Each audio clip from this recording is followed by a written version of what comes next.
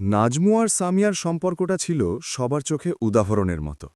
বিশেষ করে সামিয়ার আবেগ দেখে সবাই ভাবত নাজমু বড় ভাগ্যবান। একদিন সামান্য এক তর্কের জেরে নাজমু যখন বলেছিল সে আর এই সম্পর্কে থাকতে পারছে না, তখন সামিয়া কান্নায় ভেঙে পড়েছিল। সামিয়ার সেই অঝোর ধারায় ঝরে পড়া চোখের পানি দেখে নাজমু নিজেকে অপরাধী ভেবেছিল।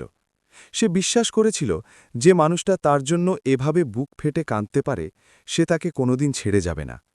কিন্তু সময়ের চাকা ঘুরতেই সত্যটা বিঁধল বিষাক্ত তীরের মতো।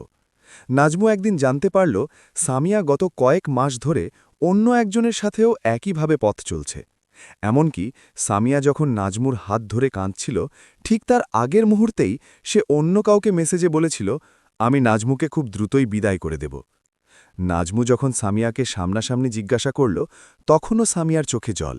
কিন্তু এবার নাজমু বুঝতে পারল ওই চোখের পানি ভালোবাসার নয়, বরং নিজেকে আড়াল করার একটা মোক্ষম অস্ত্র। সামিয়া তাকে শুধু ঠকায়নি, তার বিশ্বাস আর ভালোবাসার পবিত্রতাকেও অপদস্থ করেছে। নাজমু সেদিন বুঝল মানুষ কেবল দুঃখ পেলেই কাঁদে না, অপরাধ ঢাকার জন্যেও কেউ কেউ অশ্রুকে বর্ম হিসেবে ব্যবহার করতে জানে।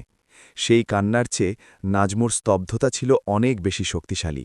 সে আর কোনো কথা না বাড়িয়ে সামিয়ার সেই সাজানো অশ্রু আর মিথ্যে ভালোবাসার শহর থেকে চিরদিনের মতো বেরিয়ে এলো।